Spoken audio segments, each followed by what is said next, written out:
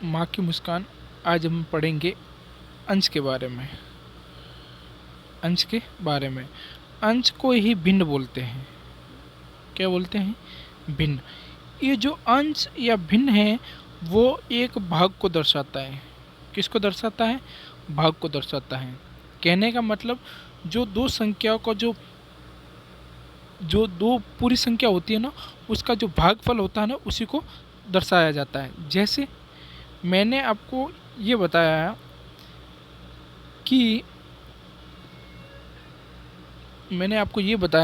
कि एक पिज़्ज़ा के 4 भाग दर्शाए गए हैं। एक पिज़्ज़ा है, ठीक है ना, ये। अब इसके 4 भाग हैं। इसका मतलब ऐसे समझो आप, एक पिज़्ज़ा है ये, इसके 4 भाग हैं। इसका मतलब पहला भाग, दूसरा भाग, तीसरा भाग, चौथा भाग। अब इसमें से एक भाग काट दिया मैंने। कितना काट दिया? एक काट के ले लिया साइड में, ठीक है। एक काट के ले लिया। अब कितने रहे शेष? अब शेष रहे 3। ये काट के ले लिया। अब शेष कितने रहे? 3। यानी कि 1/4 हो गया। ये वाला भाग 1/4 है। अब मैंने एक भाग काट के ले लिया तो 3/4 आ रहा है समझ में? तो जो एक भाग चला गया तो 3/4 रह गया।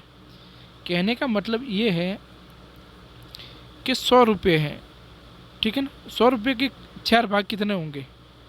25-25। अब मैंने उसमें से एक भाग 25-25, अब मैंने एक भाग उसमें से हटा दिया 25, तो कितना रहा?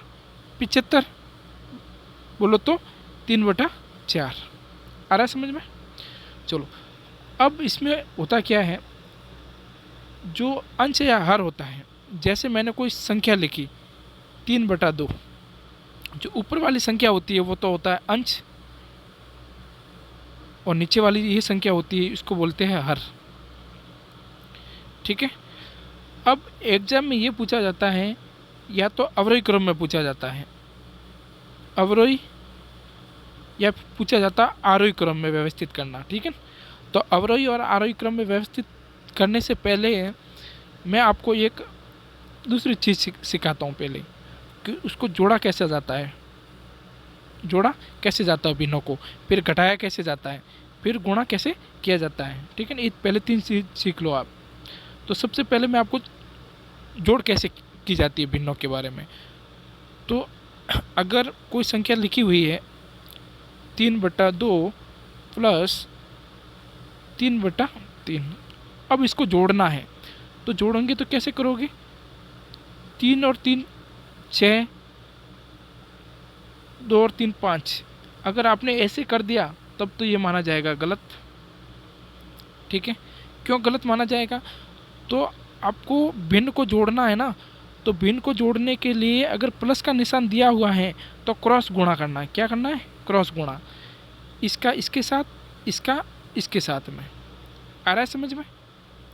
मैं वापस समझा देता हूँ कि मैंने संख्या लिखी 3/2 प्लस 3/3। अब इसको आपको क्या करना है? जोड़ना है। क्या करना है? जोड़ना है,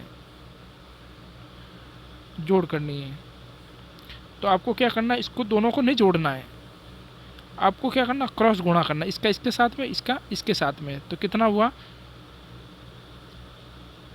2 का किया 3 के साथ में, तो कितना हुआ? 6।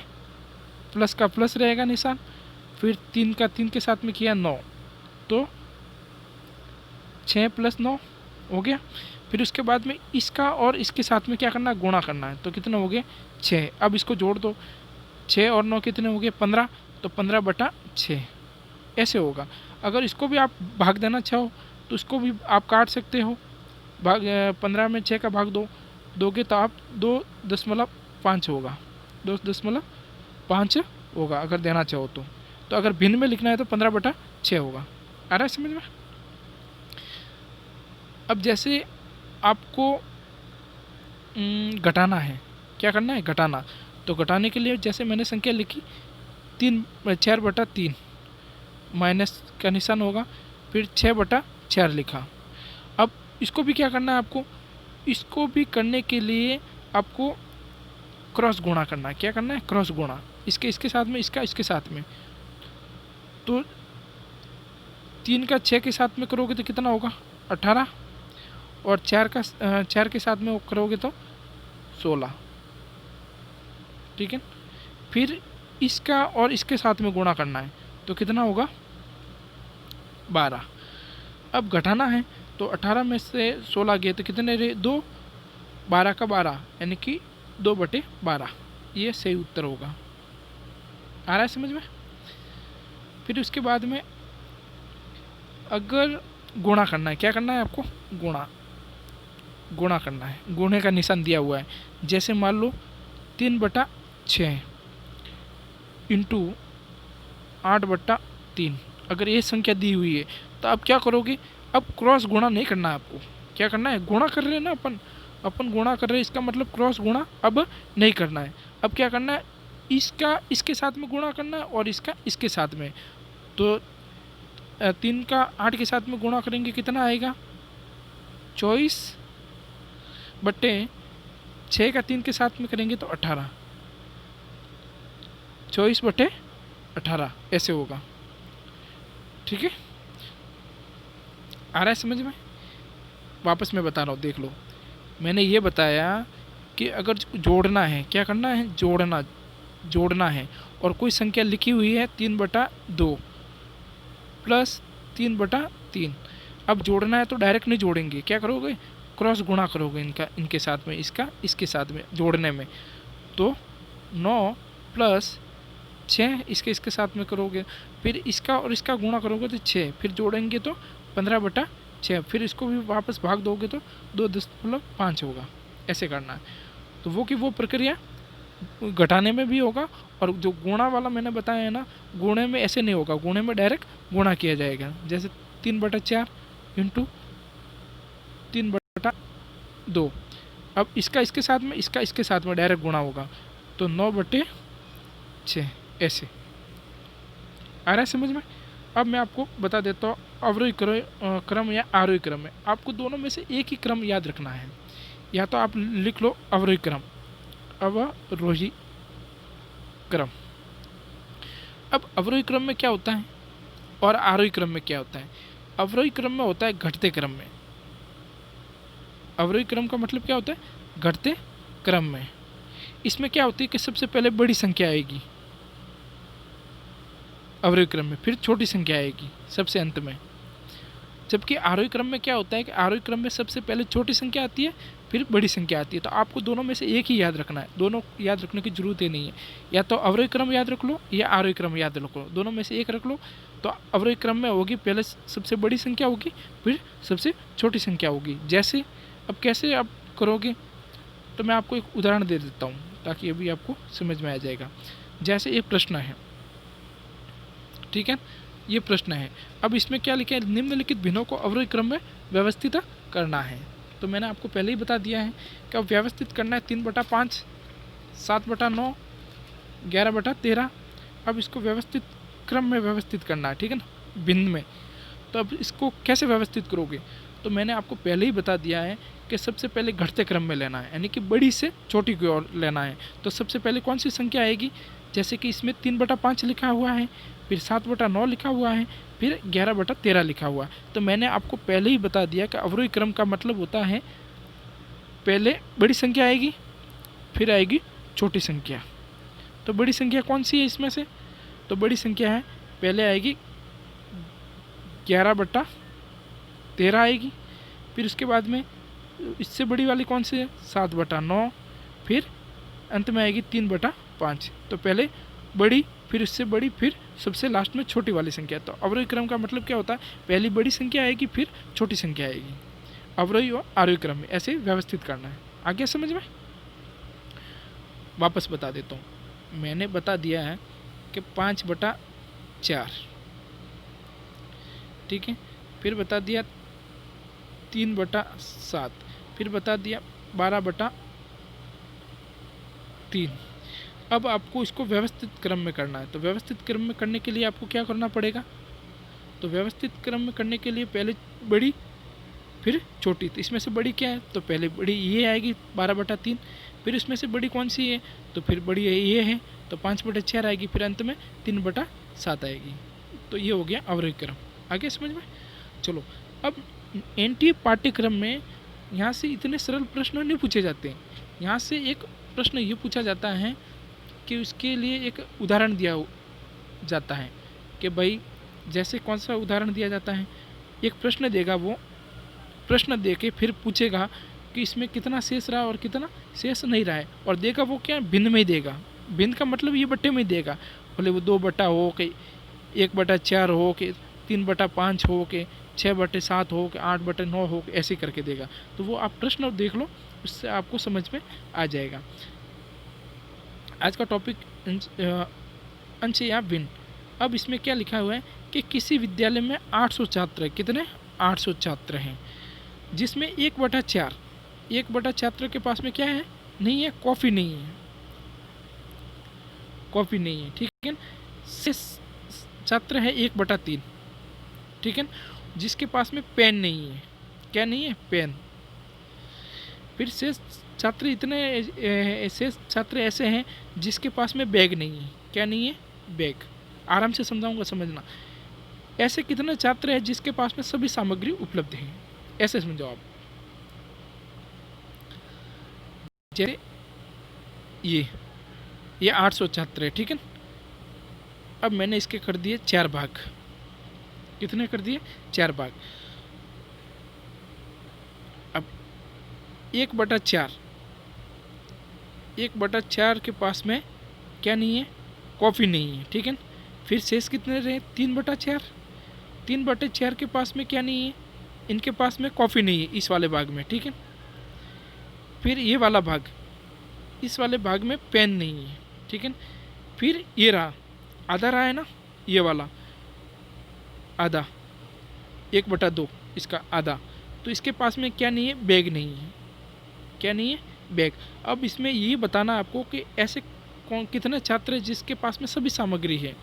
तो उसके लिए आपको क्या करना पड़ेगा, मैं एक सिंपल सा बताता हूँ फॉर्मूला, वो अपनाओ। देखो, सबसे पहले क्या करना है आपको, देखो सबसे पहले विद्यालय में छात्र कितने? 800।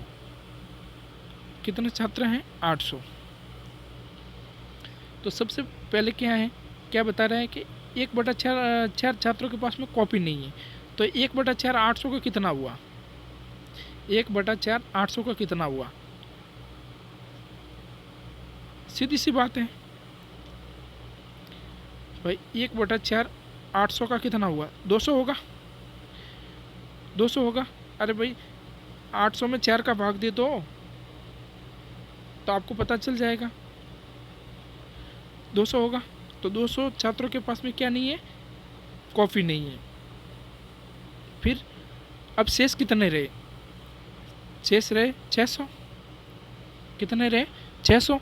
अब 600 में से आपको ये ध्यान रखना है कि 600 छात्र रहे जिसमें 1/3 के पास में पेन नहीं है। तो 1/3, 600 का 1/3 कितना हुआ? 600 का 1/3, सीधी सी बात है 200। 600 का 3 कितना हुआ? तो 6 में 3 का भाग दे दो, 1/3। 3 का भाग दे दोगे तो 200। तो 200 छात्रों के पास में क्या नहीं है? पेन नहीं है। क्या नहीं है? पेन। फिर इसके बाद में शेष कितने रहे? तो शेष कितने रहे? शेष रहे 400। क्यों? क्योंकि 800 में से 200 चले गए तो 600 आए थे। 600 में से 1/3 निकाल दिया अपन ने। तो 200 छात्रों के पास में क्या नहीं है? पेन नहीं थी, ये वाला पेन। अब 600 में से 200 चले गए, इसमें 400 छात्र रहे। कितने? 400। अब 400 छात्रों के पास में रहे हैं जिसमें आधे बोले 1/2 के पास में बैग नहीं है। कितने? 2। ऐसे समझो, देखो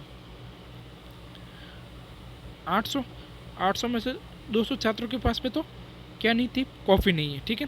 फिर शेष रहे तो 600 में से 1/3 200 छात्रों के पास में पेन नहीं थी। क्या नहीं थी?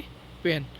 फिर रहे 400 में से ऐसे छात्र कितने? 1/2। तो 400 का 1/2 कितना होगा? सीधी सी बात है, 400 में 1/2, 200 छात्र जिसके पास में बैग नहीं है। कितने नहीं है? बैग 200 के पास में। तो अब 400 में से 200 छात्र बैग नहीं है, तो शेष कितने रहे? 200 रहे। जिसका मतलब ये है कि ऐसे छात्र जिसके पास में सभी सामग्री उपलब्ध है, तो कितने, 200 छात्र। सही उत्तर क्या होगा, 200। आ रहा है समझ में? कहने का मतलब ये था, प्रश्न पर वापस आ जाओ कि भाई 800 छात्र हैं, कितने, 800। 800 में से 1/4, 800 का 1/4 कितना होगा, 200। जिसके पास में कॉफ़ी नहीं थी, ठीक है। फिर शेष कितने रहे, 600। 600 जिसमें 1/3, तो 600 का 1/3 कितना होगा, 200। जिनके पास में पेन नहीं थी, ठीक है। अब शेष 7 छात्र कितने रहे, 600 में से 200 गए, 400 रहे।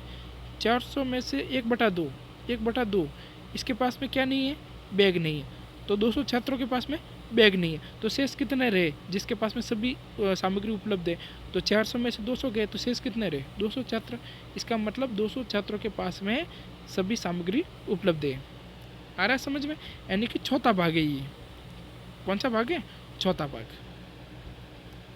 1/4, चौथा भाग, इसका मतलब 200।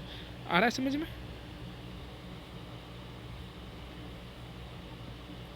ऐसे समझ लो, ये प्रश्न वापस समझा रहा हूँ कि 800 छात्र थे, जिसमें से 1/4, 800 का 1/4 कितना होता है, 200। निकालोगे कैसे? अब आप कहोगे सर हमें तो समझ में नहीं आएगा, निकालोगे कैसे? तो 800 का चौथा भाग कितना होगा, 1/4 कितना होता है, 200। तो 200 छात्रों के पास में पेन नहीं है, और माफ़ कीजिए कॉफ़ी नहीं। फिर शेष कितने रहे, 600। 600 में से 1/3, 600 का 1/3, फिर 3 का भाग 600 में दोगे, 200। तो इनके पास में पेन नहीं थी। शेष कितने रहे, 400। 400 में 1/2, तो 400 का 1/2 कितना हो गया, 200। इसके पास में बैग नहीं था, तो शेष कितना रहा, 200 ही तो शेष रह रहे हैं, जिसके पास में सभी सामग्रियाँ उपलब्ध हैं। ठीक है, तो ऐसे नेट जेआरएफ वाला प्रश्न कर लेता है, तो ये फॉर्मूला आप ध्यान रखना और ऐसे ही निकालना है, बस जो मैंने बताया वही। ऐसे 800 का 1/4, फिर 1/3, फिर 1/2, फिर शेष, जो शेष रह रहा है ये आपका उत्तर है, ऐसे फॉर्मूले टाइप में। ठीक है।